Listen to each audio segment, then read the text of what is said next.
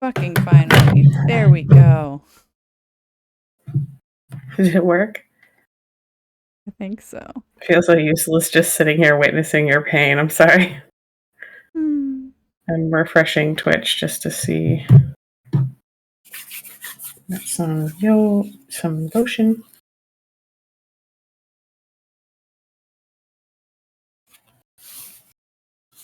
All right, let's just go into live mode and see if we show up. Are we on Twitch? Because that would make me happy. No, yeah, not full an ad screen. just popped up when I clicked on us. Oh, yay! Thanks for waiting. Yeah. I see Daddy Bat Night in chat already. Sorry we're late, everyone. Welcome to Two Girls, One Technical Difficulty. But today it was like one 10. after another. Yeah. Yeah. Well, I did post in our Discord that it's because we became a Twitch affiliate, and so like a lot of settings changed and shit. So, you know, you had to. I mean, how were you supposed to know it was going to be like that? Right. I mean, I could have started playing with shit earlier. Like, I gave myself almost a half an hour in between, like, done with script, done with everything, and then, like, actual time to go live. And I should have messed around with more stuff. It's okay. It's okay. All right. We made it. Yes. Kind of. It's not terribly late. We'll be more on time next week. Or so we hope. Knock on wood. Okay. It wouldn't be right without technical difficulties. I mean, you guys are you're not so understanding. Thank you. Also not wrong. You're very not wrong. Daddy Bat Night never played Fallout. Ooh. It's a good time. Yeah, but you know the story. I don't know if Daddy Bat Night knows the story. I do like you've know. seen people play it. Yeah. Okay, well, okay, you are allowed to miss that for Lady Gaga, though. I wish I was going to Lady Gaga. I've seen her twice. The last time was in 2017. I love her so much. The first time was 2009? 2009. Or maybe 10. I don't know. It was a long time ago. Okay. You're going to have a blast, Apollo. She's... Ooh, sorry, phone. She's so good live. Oh, no. I didn't mean to hit that. I'm so sorry if you're getting another ad right now, stream. I'm so sorry. I don't see an ad, but I guess it might have a delay. I thought I was clicking the button to be like, show me. Oh, I do see an ad. Yeah. You know what it says? Ad 1 of 3. That's what mine says. They're like, what is happening?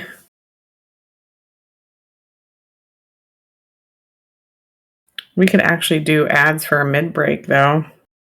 Yeah. In the stream, I mean.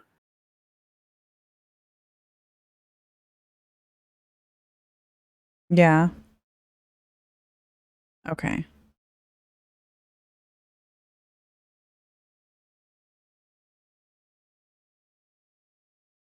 Oh, snooze ads for 5 minutes.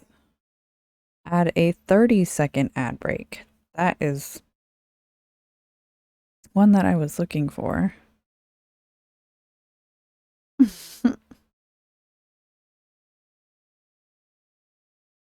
Okay.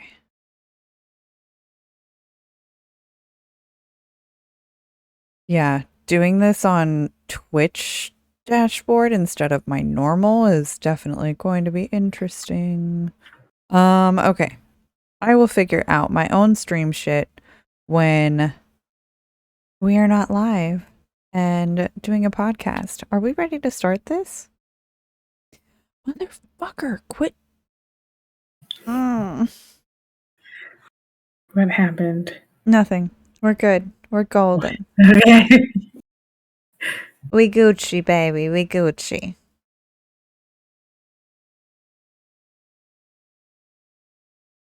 Hello, hello, hello, and welcome back to another episode of Two Girls, One Ship, the podcast where we analyze, rate, and review all that the world of video game romances has to offer. I'm Genesis, the girl who is so freaking happy that this is tequila in her cup tonight. Training timeout. Are you recording on Audacity? Mm-hmm.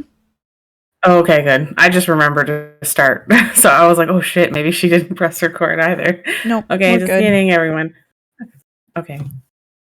And I'm Vervada, the girl who, finished her antibiotics on Monday, so I'm drinking wine tonight.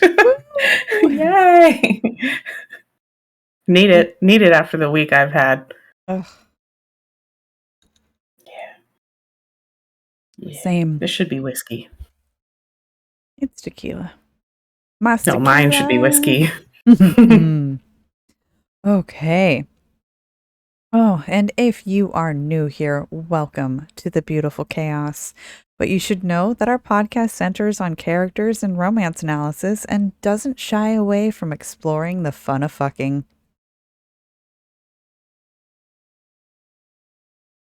Sorry, I got caught up looking at the chat because they're like talking about concerts. I'm going to take chat away from your phone.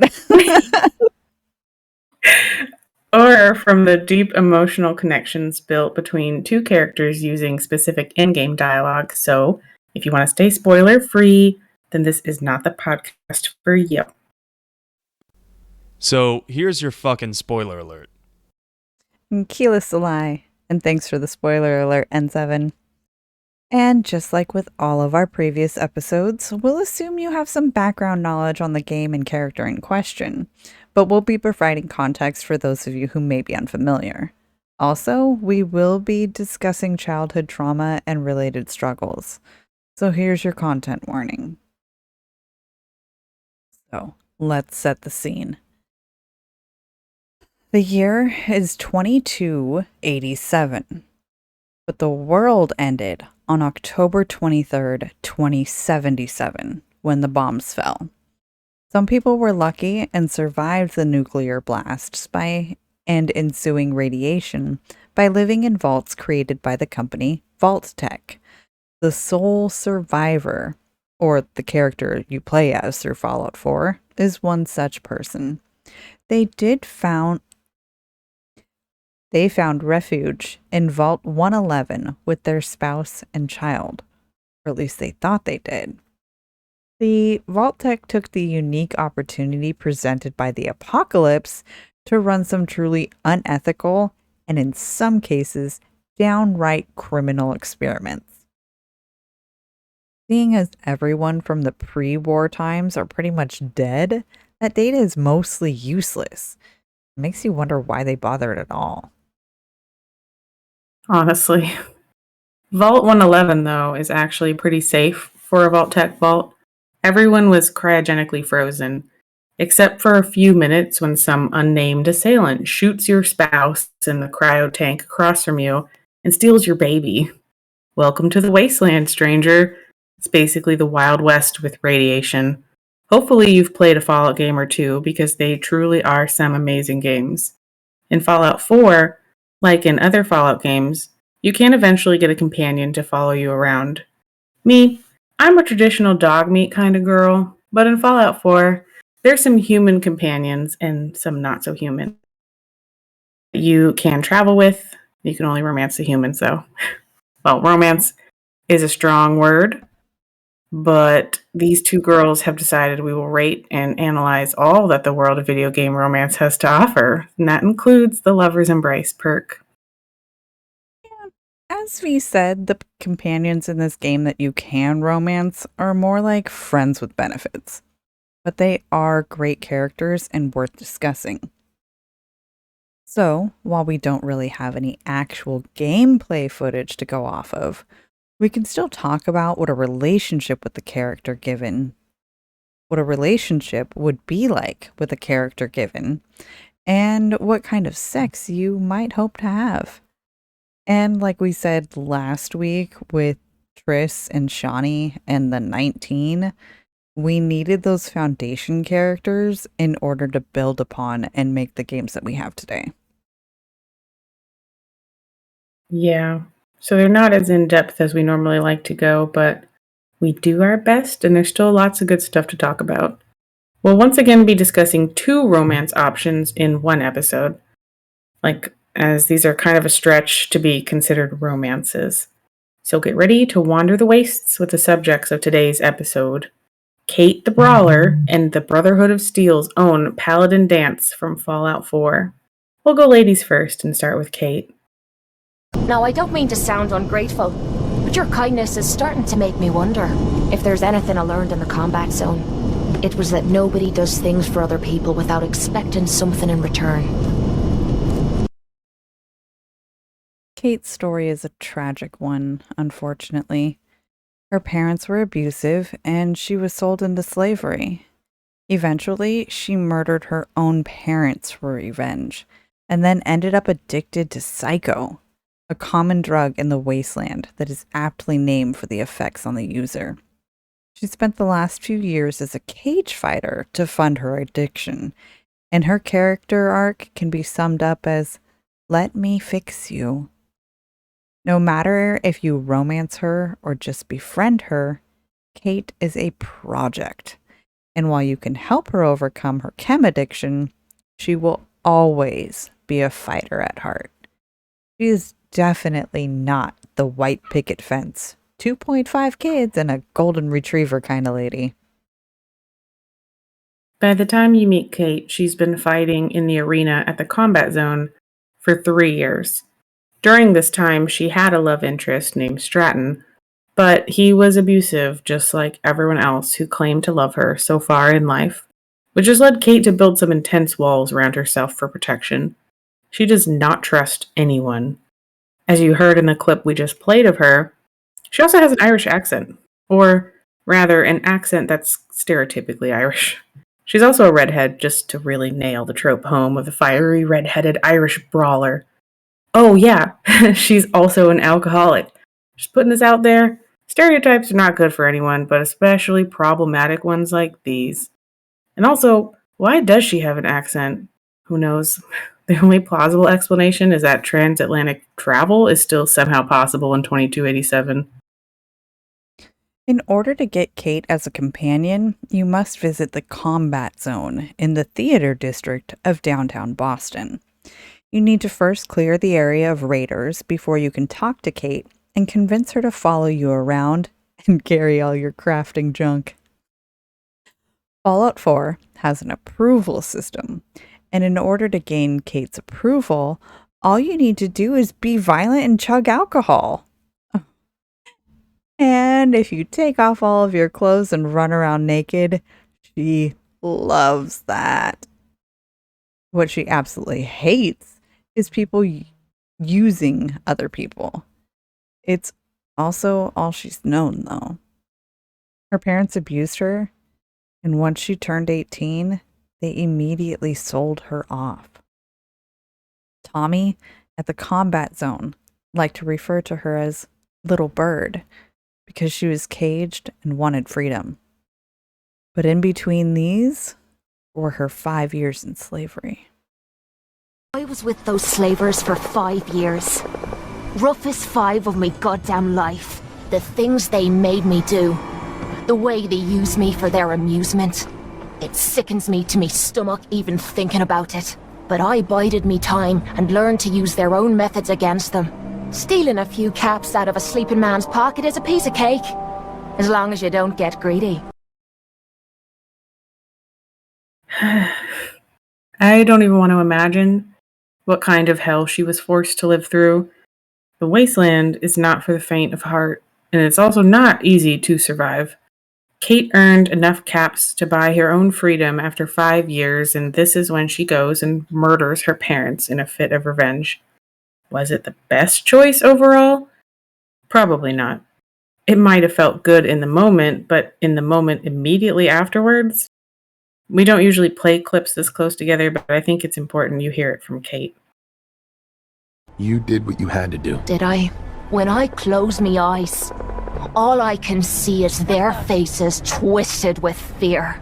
And then my mind starts wandering and I start judging myself. And it's ripping me the fuck apart. You think I inject myself with all that shite and drink myself drunk because I'm a tough Irish girl. I do it so I can forget and move on with my miserable life. So there you are. The entire flawed package known as Cait. Stripped bare for your perusal. Oh, stripped bare for your perusal. Cait's entire life so far has been marked by trauma. She suffered immense abuse at the hands of her parents, and unresolved childhood trauma greatly affects us as adults. Childhood trauma chips away at the child's stability and sense of self. It undermines their self-worth, and these feelings can impact a person into adulthood. Common feelings stemming from childhood trauma are shame, guilt, feeling disconnected and unable to relate to others, trouble controlling emotions, and heightened anxiety, depression, and anger. Check, check, check for Cait.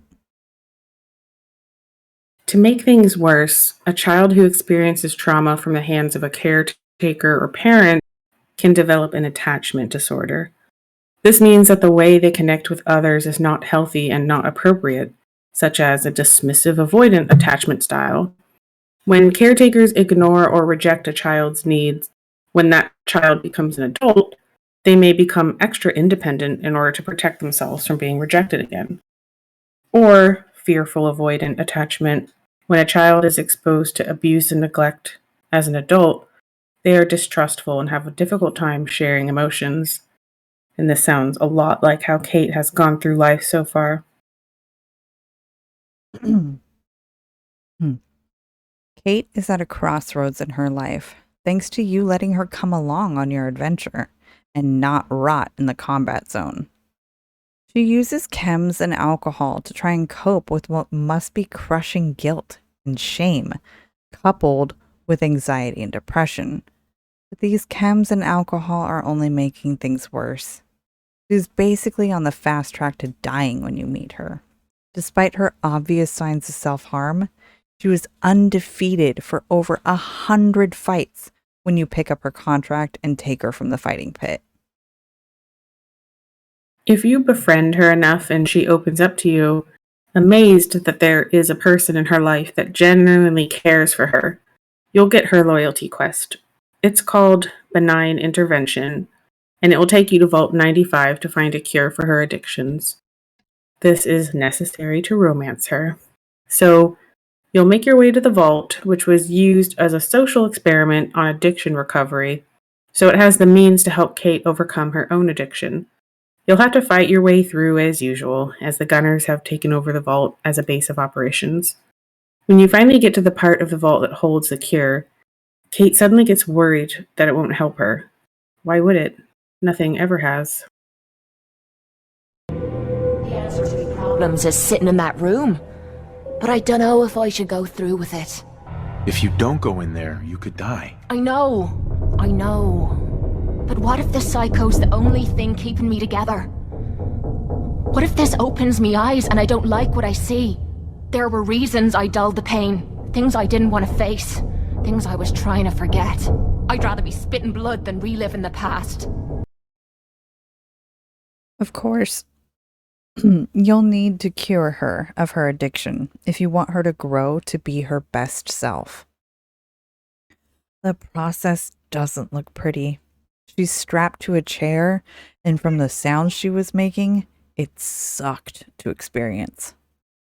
But it works. She is cured. From this moment on, she will not approve of you using chems in front of her. She'll actually disapprove it. She also becomes much more friendly, but not so far as to approve any altruistic actions. She's still Cait, just not as high and not. She's still Cait, just not high and less drunk. She's got a new lease on life, though, thanks to you. And if you go from friends to lovers, she actually has someone special in her life now, too. Okay, I can't not mention Maya. Like, I know. the whole time you're talking, she's just like, Mom. Yep. I I'm love waiting for so her to much. jump across and like knock my tequila into my keyboard because that's the fucking night we're having tonight. I know, Oh my right? gosh. My baby. I mean, Mary's in my lap, but he's a potato, so he just lays there, you know. He lays where I put him. He's great. Okay, on with Cait. Cait has, oh my gosh, I can't even do it right. Cait only has 2 missions in the game: her initial companion acquisition quest and her loyalty quest, benign intervention. Other than that, the way to get her as a lover is to raise her affinity high enough by being violent and rude to people, and apparently also running around naked. Once you've maxed out her affinity, she'll mention that she has something she needs to discuss with you. The following clip is kind of long. It's the entire declaration of love with Cait, but it's worth listening to. Okay, and I will also point out that every time you raise an affinity, it makes a little squeaky honk honk noise. Sometimes it's really funny and like horribly placed, but it's also something that we can't remove from the audio. So the random honka honka noise is not me. I swear to God, it's not me. But yes, let's listen to the declaration of love. The longer we've been spending time together, the more I'm beginning to realise what you mean to me. And I'm not just talking about you watching me back or sharing a drink together. I mean more than that. Before we met, I'd never let me guard down around anyone. I didn't dare. But with you, I feel like I can let you in and see me for everything that I am. For better or for worse. Look, I can't go back to the way things were before we met. I won't. But what I need you to do is look me in the eyes and tell me you feel something too. Of course I do. I'm in love with you, Cait. You're what? You said you're in love with me. I didn't know. I mean, I felt something between us, but I thought it was something else. Why? Why would you fall in love with someone as screwed up as I am? Because you're special to me, Cait. And I don't think I'd be happier with anyone else. You really mean that? This has to be the first time I put all my cards on the table and didn't end up losing everything. You don't know how much this means to me. To have someone special in my life. I promise you. I mean to make the most of it. Okay, I'm gonna have to like edit out that entire clip and replay it. Just put in the in new editing. clip, yeah. She's just meowing the whole time. Maya. It's so good. So good. Mary, like, meows so quietly. I don't think you would ever hear it, but he's also just passed out right now, so he's Maya's not the loudest fucking cat I've ever met. I swear to God. Well, wait Jesus. till I move there next year and you'll meet Ollie. Oh, Daddy Bat Night says he didn't hear her. I heard her so much. I'm sure for the actual podcast audio, you guys would hear her if we don't replace that clip. Just remember the Cait love audio needs to be just new, I guess. Oh, I'm sure that I will hear it when I'm editing. So, yep. Oh, Maya. Okay. Shut your pie hole, cat. I'm about to like throw her out of the... I love her, but also yes. Oh, Paula says you heard it. Maybe you're just getting old. Maybe her particular meow is at a frequency that you can't hear Daddy Bat Night. I heard it for sure. She meowed like every 5 seconds. Some of it was quiet and some of it was less quiet. Yep. Her meow sounded like it was filled with purrs, though, which is super cute. Oh, I think it's running ads again. Oh, is it? I don't know. I can't tell. I don't see any ads. This is weird, okay. Like with ads. I know. I'll get used to it and I'll figure it out. Okay. Oh, it said that I can play ads if I want to because it's been enough time. Okay. Anyways.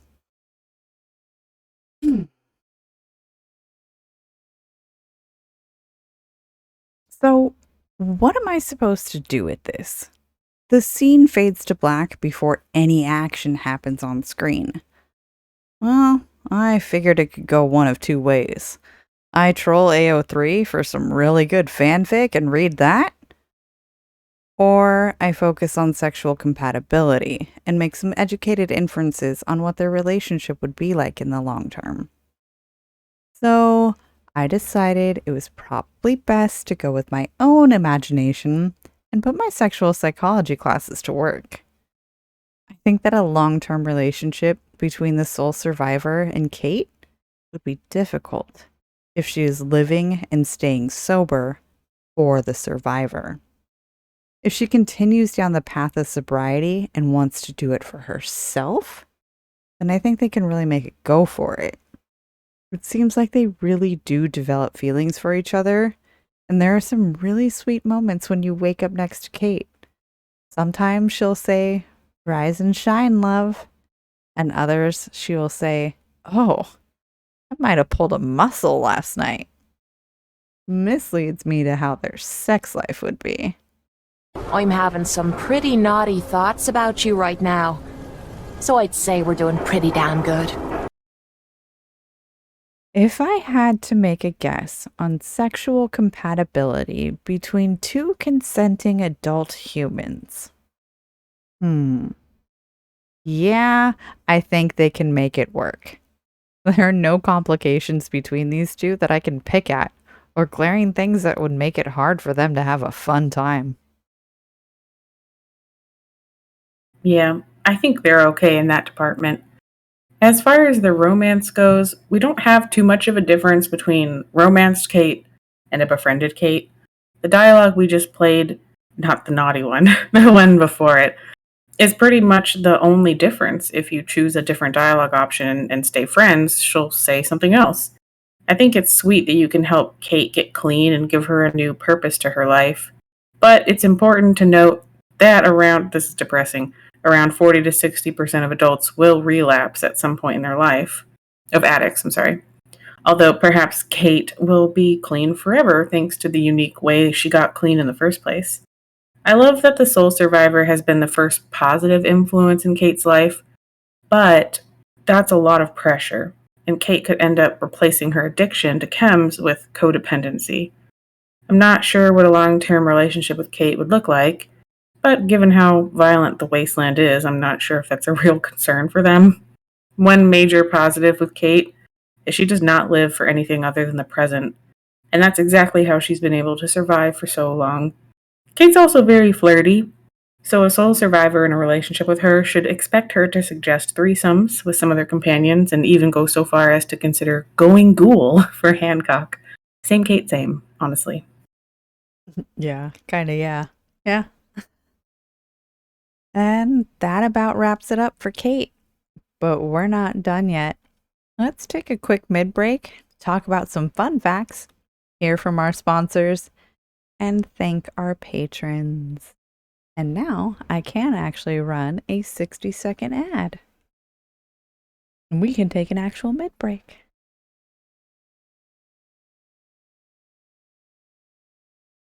Let's all go to the lobby.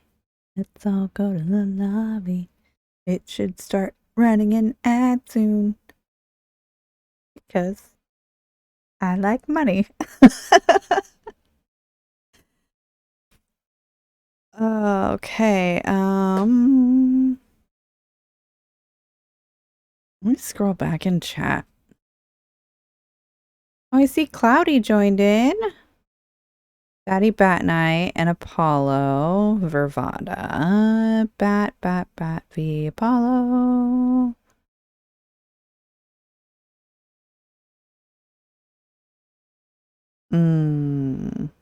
Mas tequila. Yes.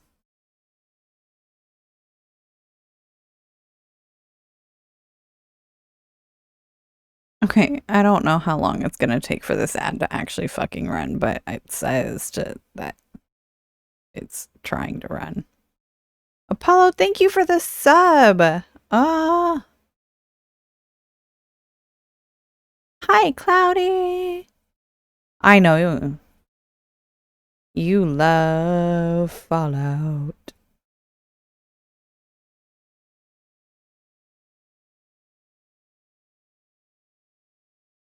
Okay. All right. Let's go.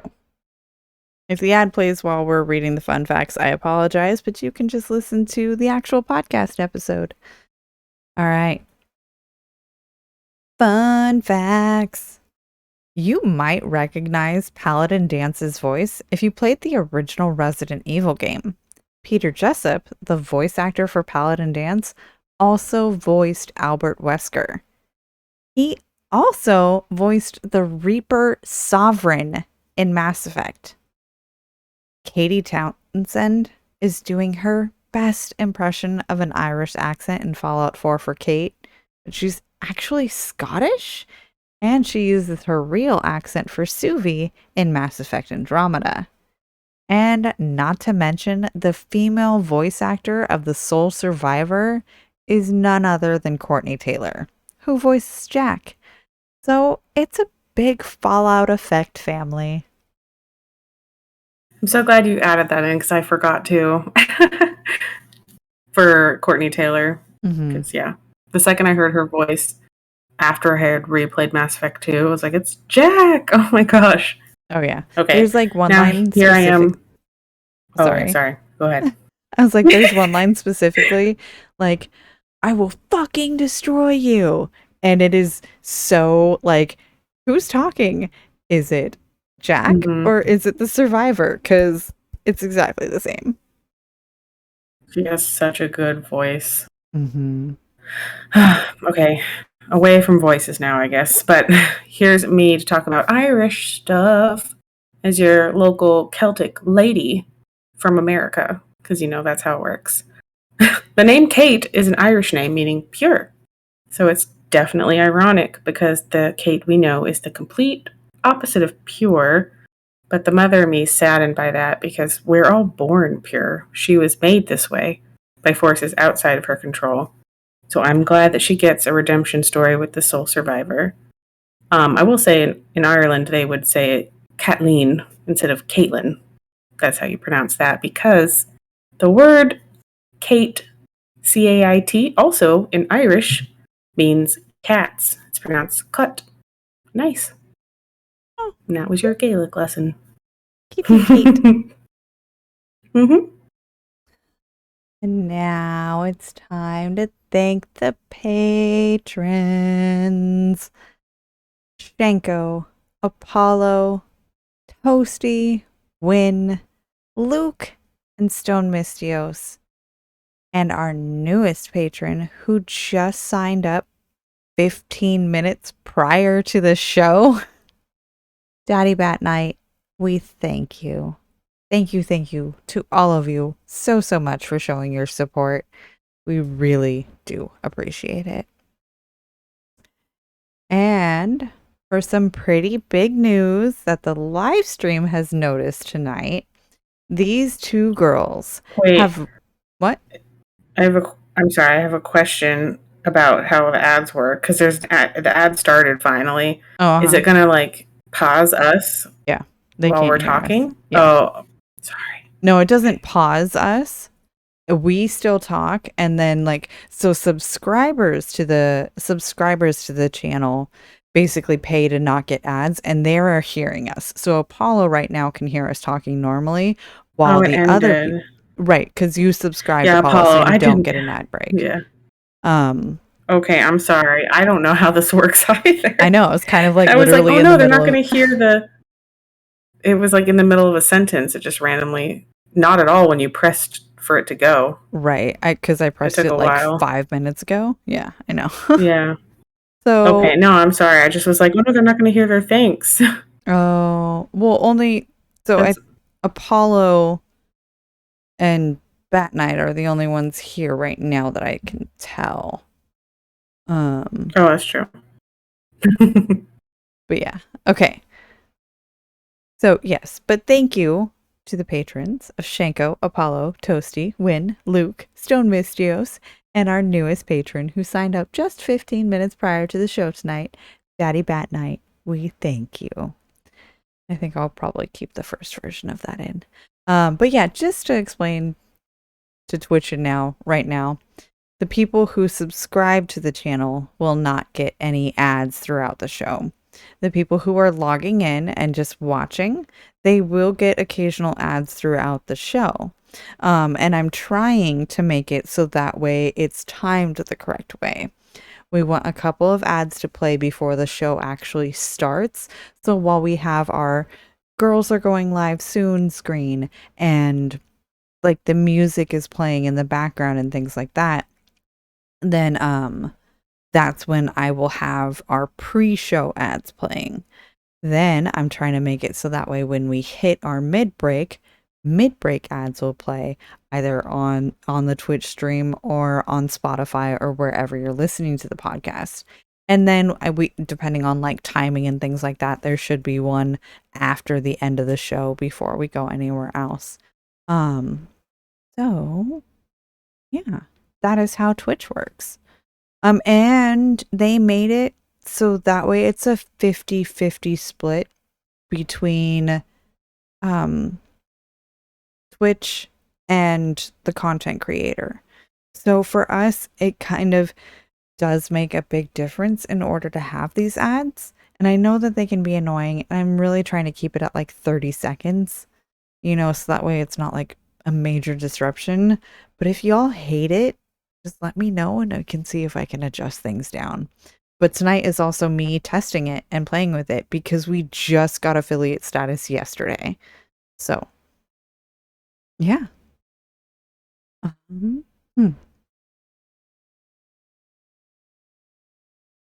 And some pretty big news that the live stream has noticed tonight. These two girls have reached affiliate status with Twitch. We now stream twice a week. Wednesday nights are me running around Night City playing my first ever Cyberpunk 2077 playthrough.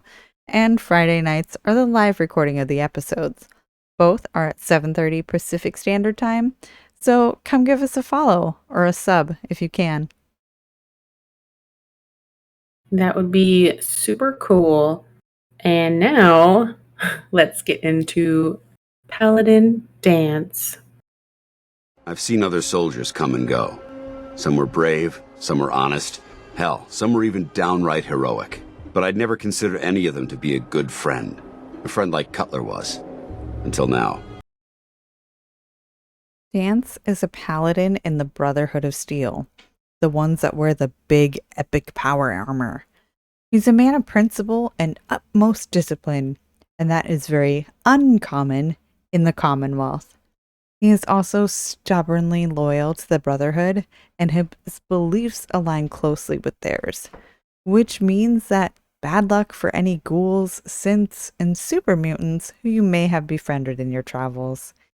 He thinks that they are monsters that need to be destroyed for the good of the Commonwealth. Danse is about as opposite from Cait as you can get. Yeah, pretty much. Like everyone in the Wasteland, Danse has had a sad childhood. His earliest memories are of him, orphaned, scavenging the DC ruins to make a meager living before he eventually opened up his own junk stand in Rivet City. If you played Fallout 3, you'll remember that Rivet City is an old rusty aircraft carrier docked outside of DC. He befriended a man named Cutler, and together they scraped by as traders. Soon the Brotherhood of Steel came through recruiting, and both Danse and Cutler agreed it was the best way to leave their life behind. Both were placed under the command of Paladin Krieg and became successful soldiers. A year went by, and Cutler went on assignment one day and never came back. Danse led a 3-week search for him and his missing squad, and at the end of the trail, they found a super mutant hive. Cutler's squad had been killed and most likely eaten, and Cutler himself had been exposed to the forced evolutionary virus, or the virus that turns a human into a super mutant.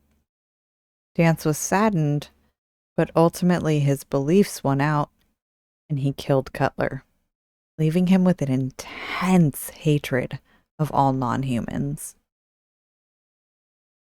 Danse continued to rise up the ranks, and by the time you meet him in the Commonwealth, He and what's left of his squad are holed up in the Cambridge police station.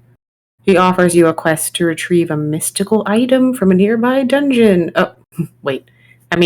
He asks you to help him get a deep range transmitter from the nearby ArcJet Systems complex.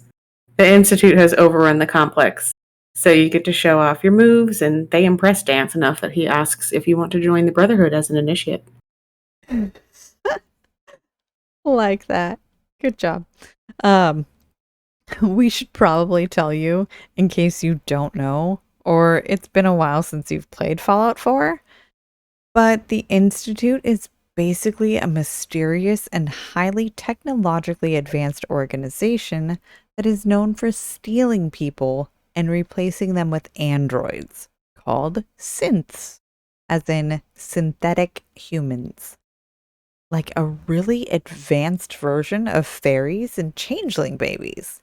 Except it could happen to anyone, at any time. Your husband, a synth. Your mother, a Cylon. Oh, wait, sorry, wrong universe. All of this has happened before, and all of this will happen again. So say we all. We are them and they are us. So Danse takes it upon himself to follow you around. Bye, Mary. Sorry. So Danse takes it upon himself to follow you around to ensure the Brotherhood's ideals are being upheld. Not sure how he got approval for that, but maybe he has a lot of leave saved up. He strikes me as the I live to work type. He even goes so far as to appoint himself your mentor. Ooh. Just call him Daddy Danse, I guess. He opens up to you about his past as you travel with him, telling you about his mentor in the Brotherhood, Paladin Krieg. He also opens up about all that he has suffered at the brutal hands of the Wasteland. This is why he's so passionate about eradicating all non-human threats from the Commonwealth. He just wants humanity to be safe. It's taken me a long time to realize it. But the reason Krieg was so tough on me is the same reason I'm so tough on you. It's because I believe in you. And I don't want to see any of your potential go to waste. I'm flattered that you have so much faith in me. You've earned that faith by your own hand. Well, I've said what I had to say, and I hope that it meant something to you. Danse is the classic example of a knight in shining power armor, and he is stubbornly attached to the authoritarian, paternalistic tendencies of the Brotherhood, much to his detriment, as we come to find out. He believes that synths are the embodiment of technology, spiraling out of control, and that their existence could spell the end of humanity. He will be downright cold to the non-human companions, such as Hancock and Strong. He usually tries to stay distant and professional, but you can crack his professionalism with some well-timed flirts, especially as you get closer to him. It's comforting to know that I can speak to you as more than just your commanding officer. Does this mean you'd be there to hold me if I ever needed it? I don't know. I never thought you'd ask me something like that. It would depend on the circumstances, but I suppose we'll just have to see what happens when the time comes. I want to know what the circumstances he is thinking of are. Mm-hmm. The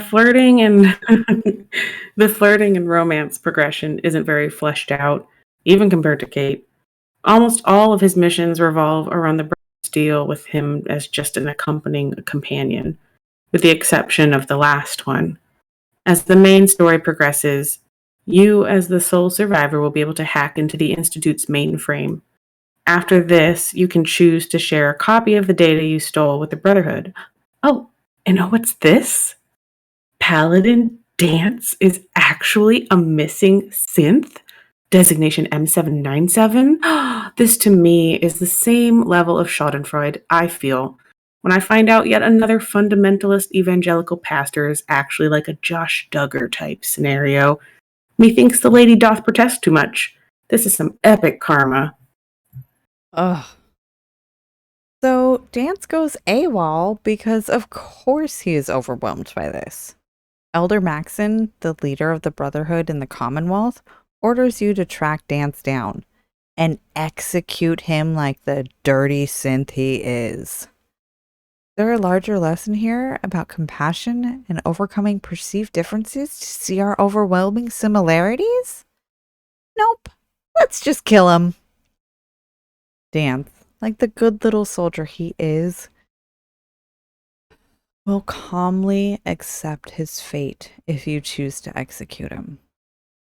But we are not doing that. We came here to see what sex with a synth is all about. Maybe he can rival Geralt's Witcher stamina. Who knows? See, I wish we could know, though, with the first ever synth. I don't care about Danse. I want Nick Valentine. And I'll never stop saying that. Bethesda. Okay, when you find Danse, he's on the verge of unaliving himself and is adamant that he did not know he was a synth. I believe you, Danse. He insists that he must be the example, not the exception, and practically begs you to end him in his miserable existence. Let's not. And you'll have to convince Elder Maxon to not kill him too and ensure Danse survives this mission called Blind Betrayal in order to finalize the romance. No unaliving, damn it. When they next meet, Danse is still grappling with the new reality he finds himself in. There's a lot of ingrained hatred and fear, and he now needs to unwrap himself from around it. He is grateful to be alive, at least, although his whole life is completely altered by this revelation. He's no longer Paladin Danse. He's somewhere between Disgrace Danse and M797. Are his memories of childhood scavenging in DC ruins just lines of code? Or is Danse a real person at one time? You can comfort him, saying that you'll always be there for him, and he'll respond with this. I don't know if it's friendship or an anomaly in my programming. After all, I'm not really human, but whatever it is, I can't deny that I'm feeling closer to you than anyone else I've ever met. I feel the same way, Danse. I'm only hoping it's more than just friendship. Are you saying you're in love with me? This doesn't make any sense. After everything the Brotherhood taught you, how could you be in love with, well, a machine?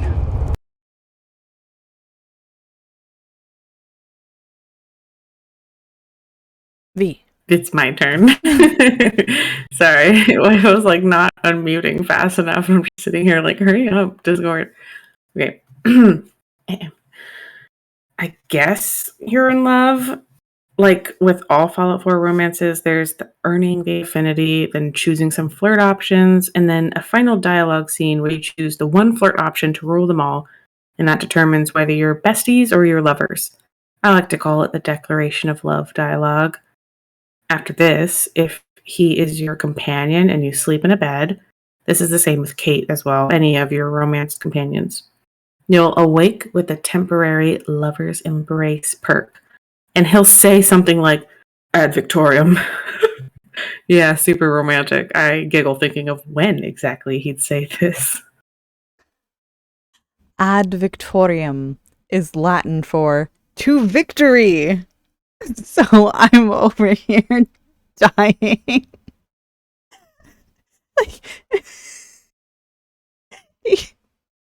Like, is that the, like, did you have a successful night? So that's the victory?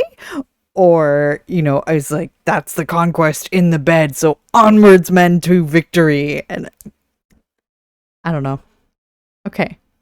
So, and without knowing what kind of gears I'm working with underneath that power suit, I don't know what to do with this one. A synth has memories. So if Danse had previous lovers, then it might work out okay. If he has to be trained, well, I mean, that can work for the survivor too. But I like my men to have more than just a great body and a shy smile. I need reach and flexibility. And I don't think those massive muscles required to wear that power armor is going to give me all that I need. Yeah, I can't I can't add anything witty to that because I agree. Garrus forever. Okay. It's been As a far while as since I worked romance, that line into the script, so I I had to know. I know. I love him forever. As far as romance, Danse himself says he can see this relationship lasting a long time. He likes to think of the two of you as partners, which is cute, but for lack of a better phrase, Danse is kind of robotic. He's got the hero's build, being a buff triangle. He's awkward when you or anyone else flirts with him, which is endearing. And he'll definitely be able to protect you in the wasteland. Like with Cait, the sole survivor becomes the only person to truly matter to Danse, to really see him for who he is and still choose him. That's romantic, and I think they do have a special bond. If you like them buttoned up to the top button, clean cut and lawful good, he's the synth for you. Me, I like a little bit of chaos, so I wouldn't personally pick him. Yeah. I think the Danse would totally be the eventual white picket fence. And I can see that from that standpoint of like, all right, this is like the man. And to go with that option. So I get it. I physically don't know what I'm working with yet. Like, do synths have penises or do I need to buy an attachment for them? What if it's like a Lego and you can just put like different things there? I mean, a fully the customizable, I would fucking take that. Yeah. Hell yeah. Yeah. Ooh.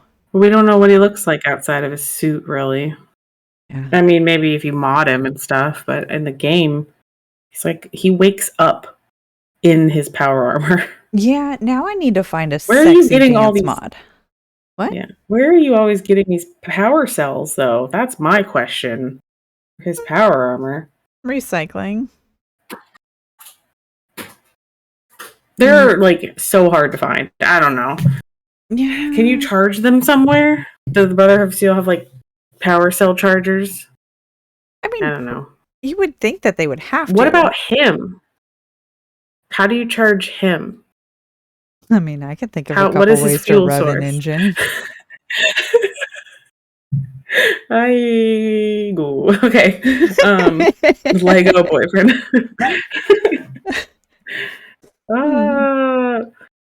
Okay. Meanwhile, everyone in chat is like, "Who am I in Lord of the Rings?" It's so cute. Who am I in Lord of the Rings? While Jen goes off the rails on about a detachable boyfriend attachment. I mean, let's go for it. So, if you like what you're hearing, please be sure to leave a review on iTunes or give us a rating on Spotify and subscribe wherever you listen to podcasts. You can find me in our 2 Girls 1 Ship chat on the Robots Radio Discord channel, or come give us a follow on all of the social medias and on Patreon at patreon.com/2girls1ship. Links to those are in the description. I'm on the Robots Radio Discord as well, and on our own 2 Girls 1 Ship Discord server, where we nerd out on all our favorite CGI significant others. Be sure to check out our live streams on Twitch on Wednesdays and Fridays at 10:30 p.m. Eastern Time, 7:30 p.m. Pacific Time. Or you can watch the YouTube video a few days after the stream. Our podcast episodes release on Mondays because you need at least one good thing on a Monday. So, thanks for listening. And remember, beauty is in the eye of the controller.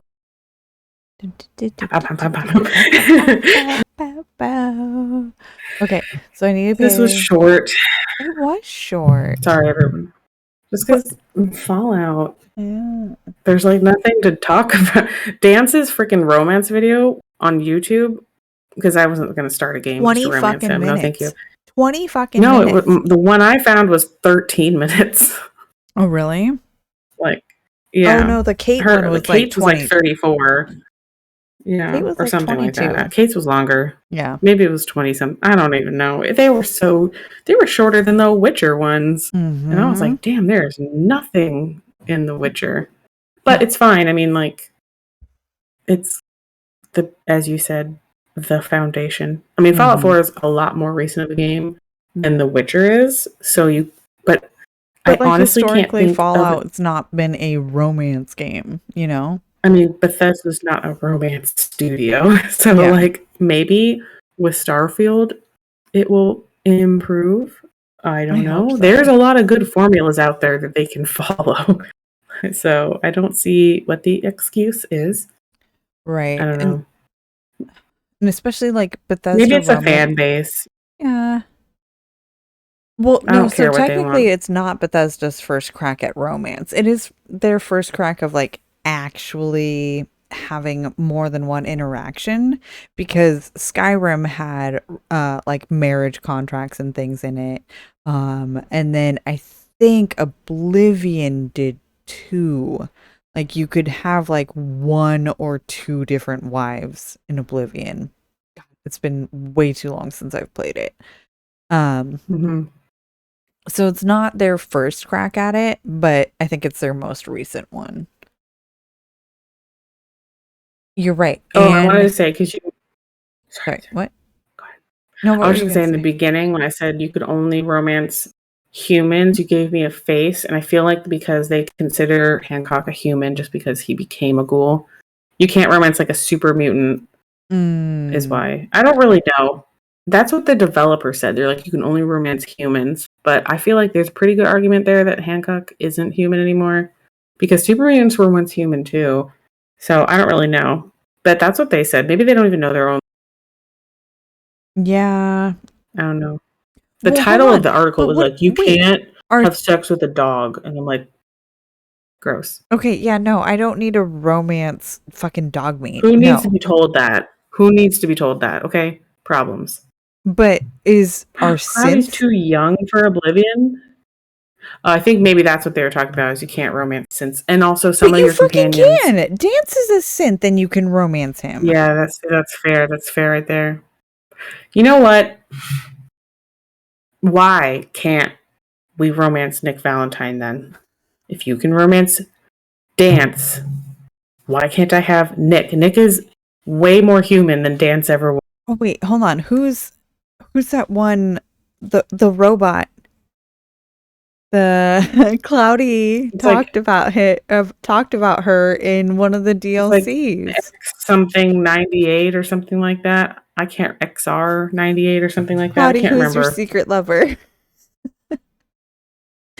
No, Hancock is not it related to the Will Smith movie Hancock. There is a romance option in this game called Hancock. And we will get to him for sure, because I think he's one of the more popular yet also controversial romances. So why? I like Hancock a lot. I mean, I would throw him in front of a bus if I could romance Nick Valentine, first of all, but without Nick Valentine as an option, Hancock is the obvious choice. Poor Teddy Bat Knight. No, Hancock is a ghoul, and he is like the mayor of Good Neighbor, which is like this town. That's who I was thinking of. In the common, Gilda, the robot that you can romance. Her name is Gilda. She's the one where you accidentally for the patron episode. That one you're talking about. Mm-hmm. I forgot all about that. Yeah. So whatever article you found that's saying that you can only romance humans, no, they can fuck off. Okay, that article is so old though. It came out before the game came out. It was supposed to be like a sneak peek, like here's what the game is going to be about thing, and here's your romance options. So I shouldn't have looked at it, but I was just like, I'll just edit it out so it doesn't sound like I said it was only humans, because even when I was saying it, I was like, this doesn't sound right. And I've played this game a bunch. Yeah. But that's what that article said. It was like an interview with one of the developers. You know what? There's this amazing thing called post-production where I can just delete that sentence.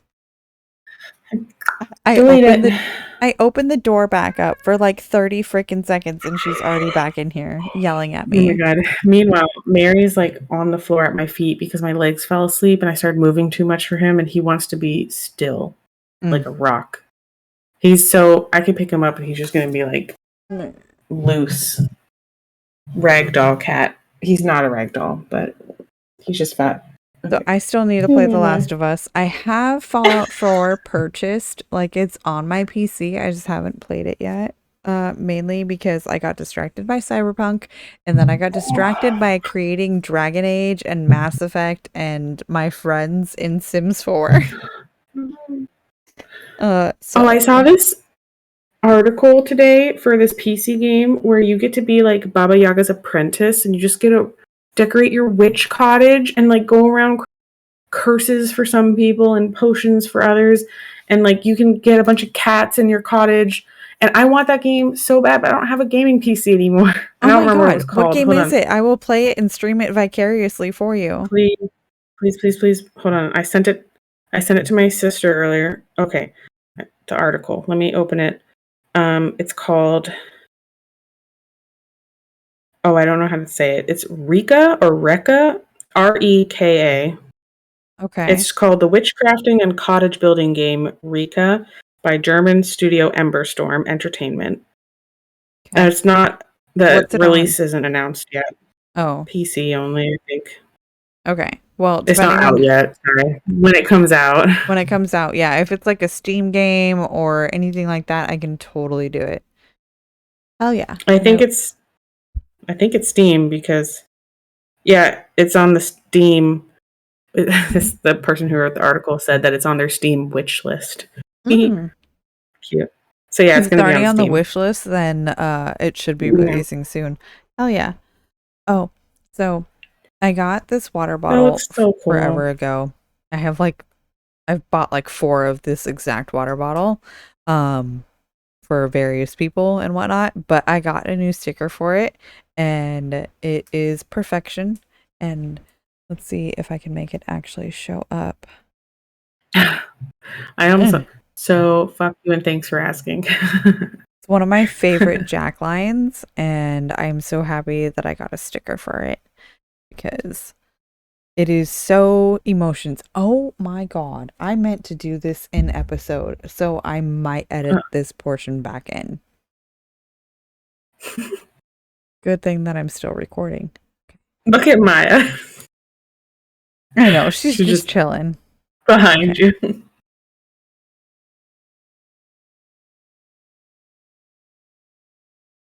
I also wanted to pop in and just kind of give a little bit of an update on Rex and how she's doing, because so many of you have reached out going, hey, I'm sending my love, I'm sending my happiness, my good energy, my vibes, my thoughts, my prayers. And I really want to thank you for it. You know, it's one thing to say like, oh yes, please keep your prayers coming. But honestly, and this is just one of those cosmic universal moments that I have to believe that there is something out there that is making little moments and coincidences and little things in my life happen in ways that I can't fully explain. Okay, Bat Knight just said that there was an ad, so I'm going to take a second until it finishes.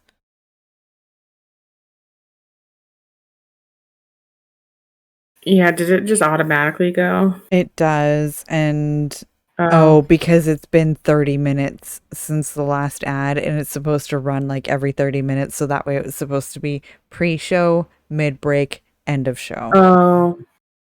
Yeah, and there's 4 ads. Oh, fuck that. Add 2 of 4. Yeah. So, I don't know. I know tonight's the first night, so we'll have to change the settings on how many it can play. We're on 3 of 4. They're all 15 seconds or less, but still, that's a lot of ads. Okay, we're on. Oh, Daddy Bat Knight said he got 3. Maybe Twitch likes him more. I don't know. I got 4 for some reason. Maybe it's random. That's weird.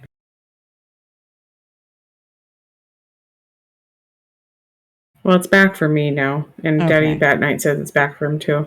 Okay, and I will work on ad settings before the next stream. Okay, so one of the, let me kind of, I'm going to pull up a text message really quick. Hold on.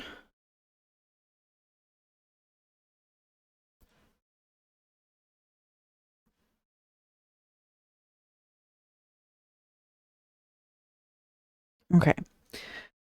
One of the biggest things that prevented my daughter from coming home so that way she can be in our personal care instead of at the hospital was that she cannot be transported without a specific transport wheelchair. She also needs easy access to physical therapy, occupational therapy, and blood work. So that way we can do that in home services instead of just, traveling and transporting her to the hospital every time she needs those things.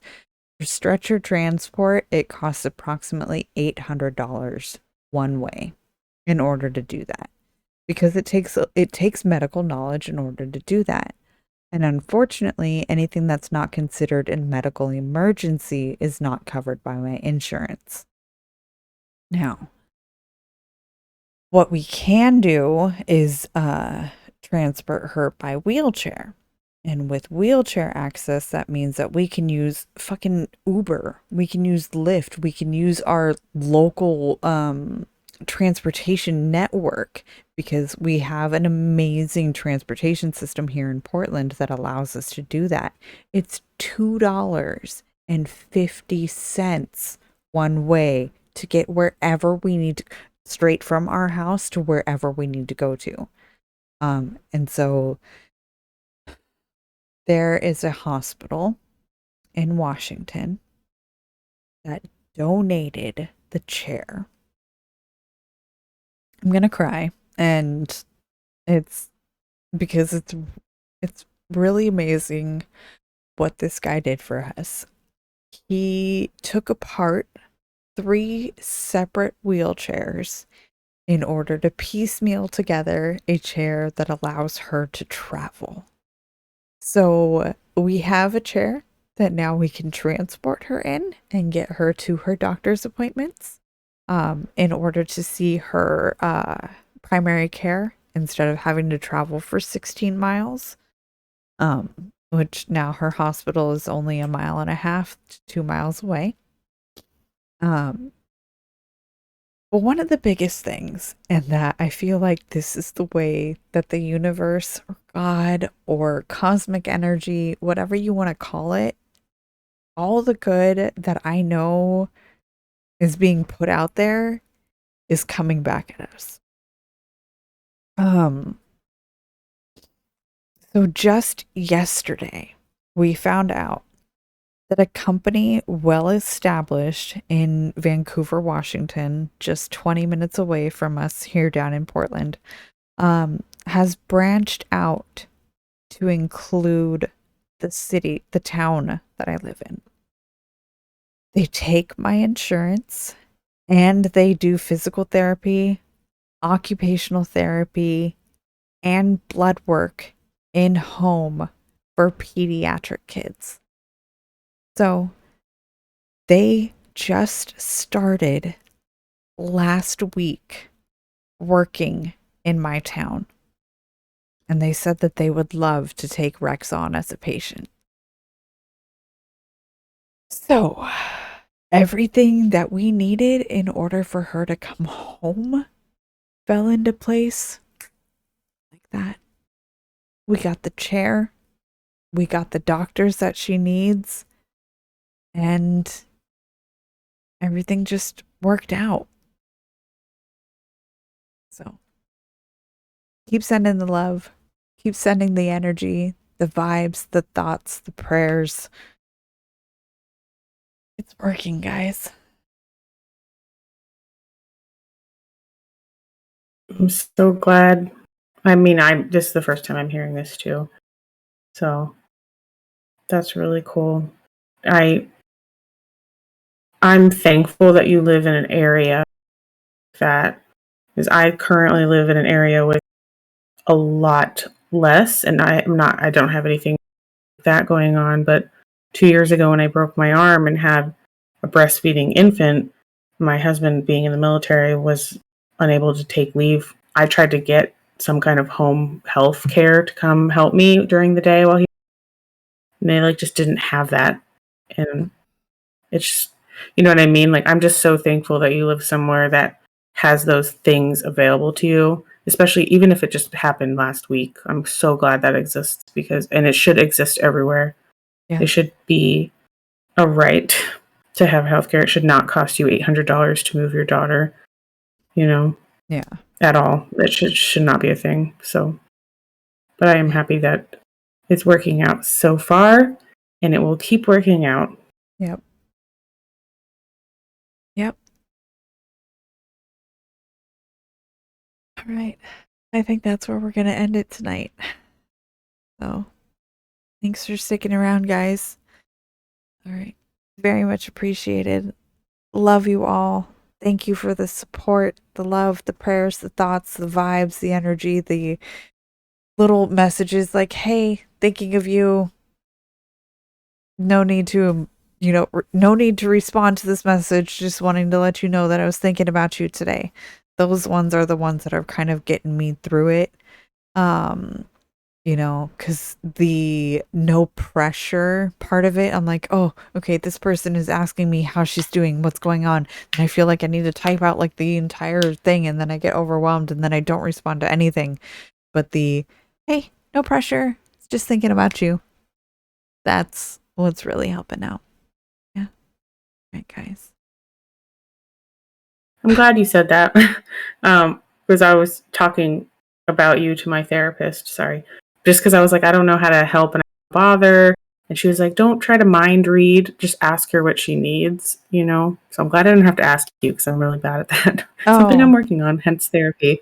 Yeah. But, I don't want to make your life harder or bother you. So.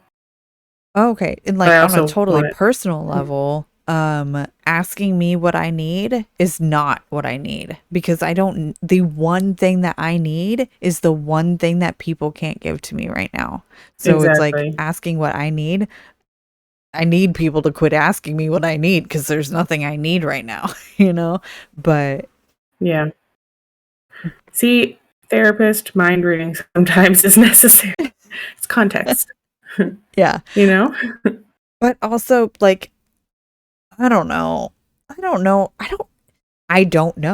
And maybe that's the tequila talking, because I've had quite a bit in that glass. This week was a week. You deserve the tequila. Yeah. Celebratory tequila and relaxing tequila. Yes. But no, I mean, it's I don't need anything right now. If you want to send a message going hey, I kept you in my thoughts this morning, or I saw something stupid in a video game and I was like, hey, Jen would totally laugh her ass off at that. Find a YouTube clip of it and send it to me. Those are the little things that I need right now. Things that'll make me laugh, things that'll make me smile. Because we do have a lot of good going on. And so I'm keeping that mentality up. And yes, I do still sit in my car and cry when I need to. It's all part of the roller coaster.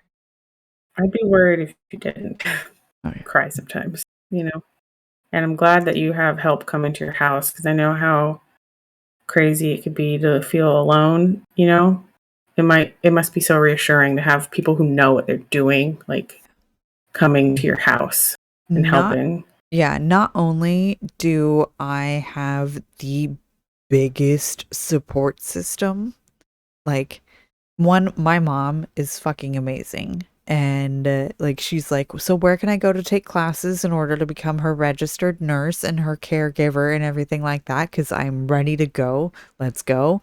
And I'm like, okay, I will find out what it takes, and then we will get you into these classes and everything like that. But my little brother is on September 1st will be considered a registered nurse. So he actually has a lot of the physical in-home training stuff too. But it's just I can't call him her nurse because We're not paying him. It's family. It's not at the hospital he works at. And that's a huge medical thing. So, yeah. And then, if you want to send me sad shit too, Apollo, that's fine. If you're like, hey, watch this.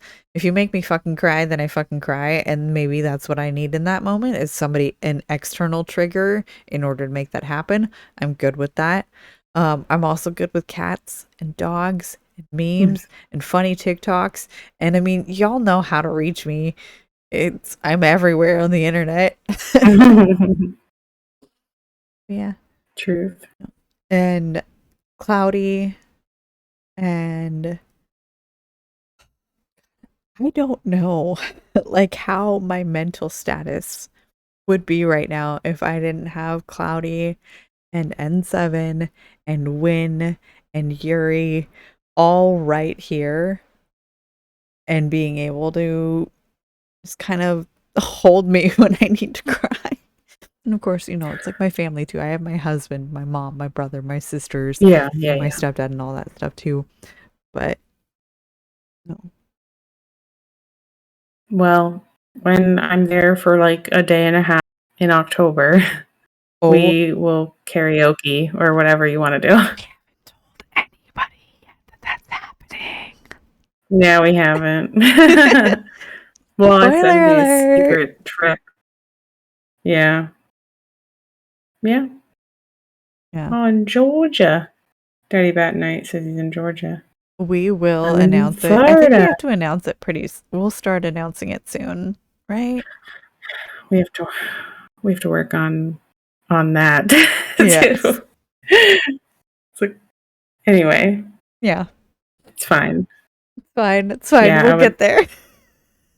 Karaoke or just fun dinner or whatever you want.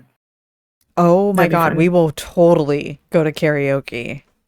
Yes, that is on. I will reserve the room right now. Oh, is it like a norebang? Like you have your own to sing in? Yes, we get our own. That's so much better. Private room. So much better. That's how they do it in Korea. Yes. You, me, I hate Win, Cloudy, Yuri, and 7. Yeah, we will all get together. It sounds fun. And anybody else. Also late. Yeah. But yeah. Okay. All right. Let's go to bed, babes. I'm going to go probably drink more tequila just because I fucking feel like it. Do it. All right. I will enable you. Okay. Love you, stream. Good night, everyone. Goodbye.